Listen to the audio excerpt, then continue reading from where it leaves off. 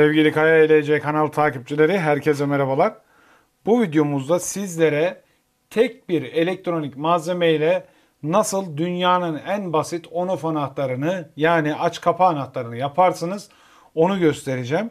Hem de bu işlemi bu eski nesilde kalmış mekanik aç kapa anahtarların haricinde yeni nesil mikro switchlerle sessiz ve ark yapmayan bir şekilde yapacağız. Çünkü elektrikli malzemelerde bu tip kontaklı mekanik anahtarlar anahtarın kontağında oluşan arklar nedeniyle bir müddet sonra arızalanırlar ve elektrik akımını doğru dürüst iletmemeye başlarlar.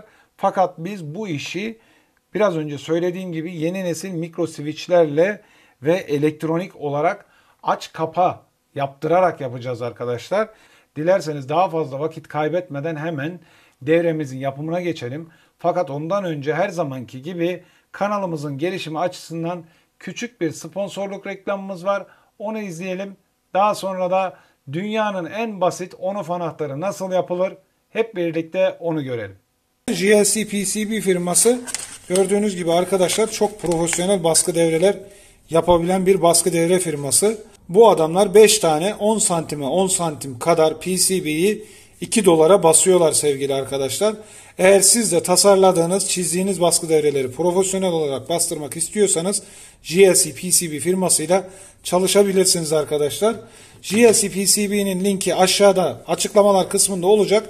Linke tıklayıp o link üzerinden siteye çizdiğiniz baskı devrelerin Gerber dosyasını yükledikten sonra siparişinizi dört dörtlük bir şekilde JLC PCB firmasına verebilirsiniz. Evet sevgili arkadaşlar, dünyanın en basit on-off anahtarını yaparken bize lazım olacak ve devremizin kalbini oluşturacak malzeme burada görmüş olduğunuz TIC106 isimli tristör.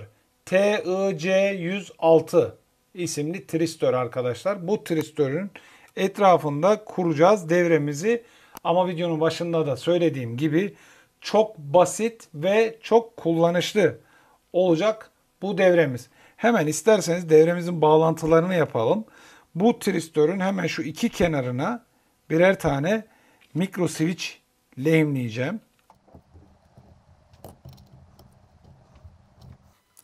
Birinci bacakla ortadaki bacağa bir tane mikro switch lehimliyorum arkadaşlar. Birinci bacağımız bizim tristörümüzün, hemen bakalım, katot bacağı. Orta bacağımızsa tristörümüzün anot bacağı. Katot bacağı eksi bağlantıyı ifade ediyor. Anot bacağımızsa bizim devremizin bağlantısında artı bacağımızı temsil ediyor arkadaşlar. Hemen bir diğer butonumuzu da orta bacakla tristörümüzün üçüncü bacağı olan gate bacağına lehimleyeceğiz.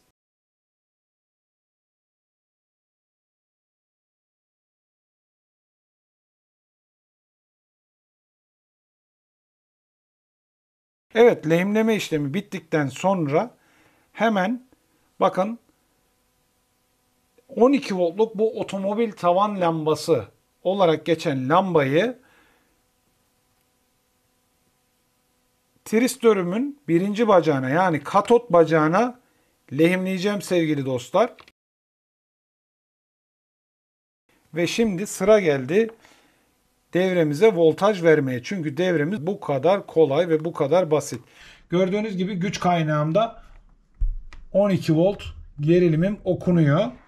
Hemen artı 12 voltu tristörümün anotundan, eksiği de lambamın diğer ucundan vereceğim sevgili Kaya LC kanalı takipçileri. Şu kısmı birazcık düzgün bağlayalım, kısa devre yapmasın. Hemen burada görmüş olduğunuz butona basıyorum ve tavan lambam, otomobilin tavan lambası on konumuna geçti. Yani açık konumuna geçti. Diğer anahtara bastığımda diğer butona, mikro switch'e, gördüğünüz gibi tavan lambam hemen off konumuna geçti arkadaşlar. On, off.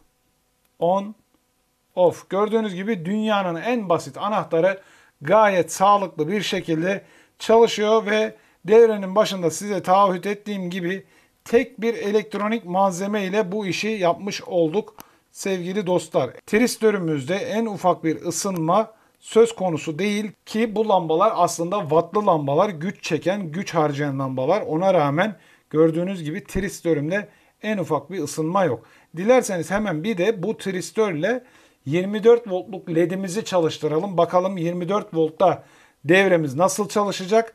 Bir de onu görelim sevgili arkadaşlar.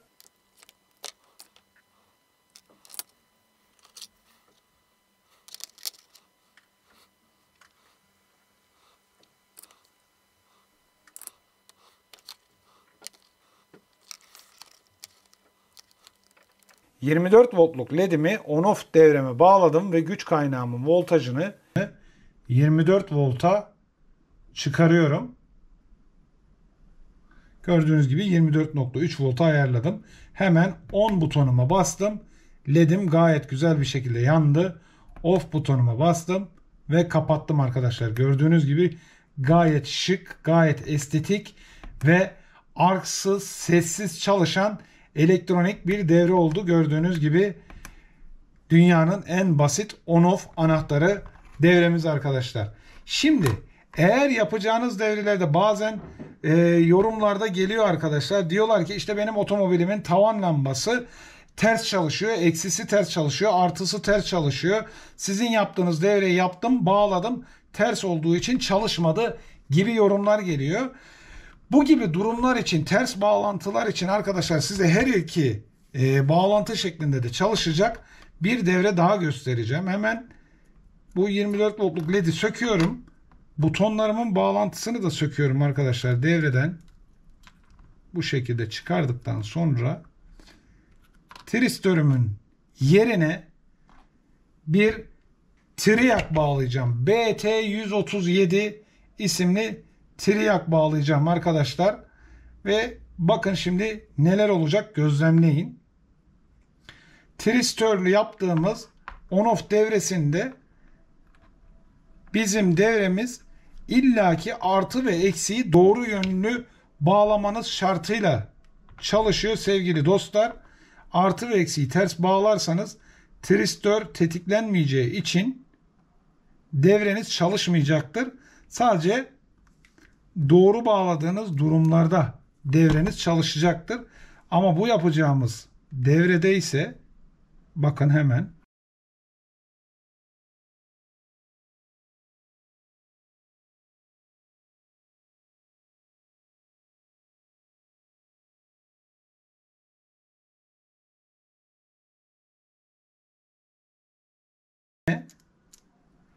devremin artı ve eksisini vereceğim. Bakın biraz önce artıyı orta bacaktan vermiştik.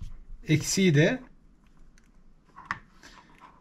lambamızın diğer ucundan vermiştik. Şuradan bağlayayım arkadaşlar ki sıkıntı oluyor.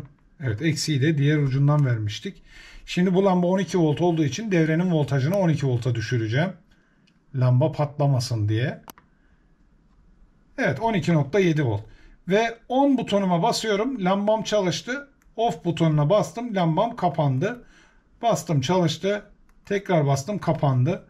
On butonuna bastım, çalıştı. Off butonuna bastım, kapandı. Şimdi işte ters bağlantı durumlarında da çalışsın diye tristörün yerine triac bağlamamızın faydasını göreceğiz. Bağlantıyı ters yaptım gördüğünüz gibi. On butonuna bastım, çalıştı.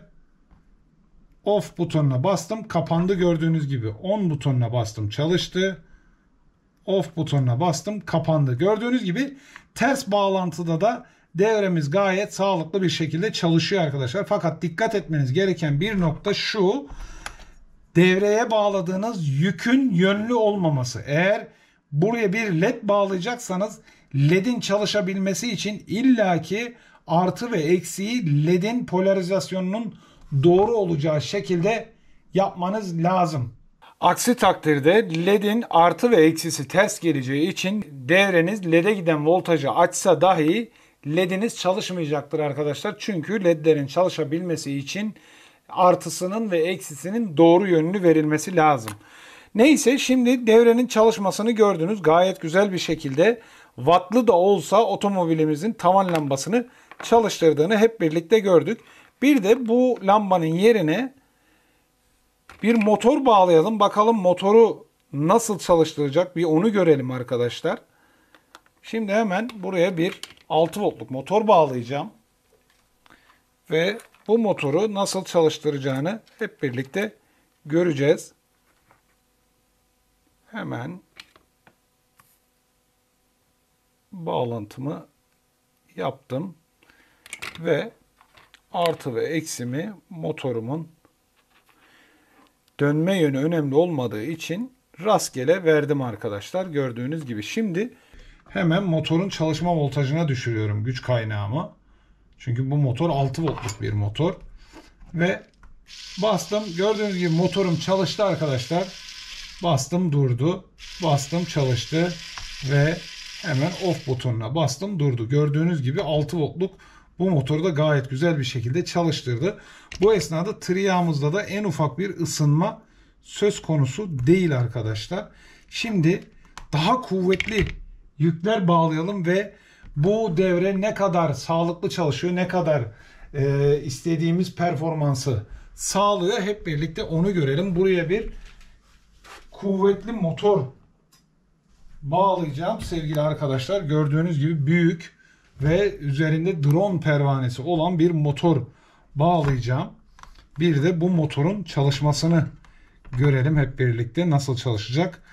Hemen devremin bacağını motora lehimliyorum gördüğünüz gibi. Ve rastgele artı ve eksimi verdim arkadaşlar. Tutuyorum motorumu. Tabi pervane çarpmasın diye biraz kaldıracağım şimdi. Evet arkadaşlar motorumu bağladım ve rastgele artı ve eksimi verdikten sonra motorumun çalışma voltajı olan 12.6 volta ayarladım ve güç kaynağımın akımını da maksimum seviyeye getirdim. Bakalım şu an nasıl çalışacak motorumuz bir görelim. Bu motor çok kuvvetli bir motor arkadaşlar. Çalışıp çalışmadığını hep birlikte görelim. 10 butonuna basıyorum ve gördüğünüz gibi 8.77 ampere kadar bu motor çekmesine rağmen devre gayet sağlıklı bir şekilde aç kapa yapıyor. Güç kaynağımın akımı yetmediği için voltajın 3 voltlara kadar düştüğünü güç kaynağından gözlemleyebilirsiniz. Gördüğünüz gibi küçücük devre çok kuvvetli bir şekilde çalışıyor. Kuvvetli yüklerde de rahatlıkla çalışabildiğini görebiliyorsunuz arkadaşlar. Netice itibariyle devremizin gayet sağlıklı çalıştığı ve çok yüksek akımlar çeken malzemeleri bile çalıştırabildiğini gördünüz. Bu tür teknik ve bilimsel konulara ilgi duyan ve merak olan arkadaşlarım varsa lütfen kanalımızı takip etmeyi, abone olmayı ve tüm bildirimlerinizi açmayı unutmayın. Beğendiğiniz videolara like atmayı ve yorumlarda bilgi, deneyim, tecrübe ve sorularınızı lütfen bizimle paylaşmayı unutmayın. Yeni bir videoda, yeni bir projede görüşünceye dek hoşça kalın. I don't ever slow up, no I don't take shit. I got no love for the fakeness. If you wanna play tough and wanna hate this, I'll always show up.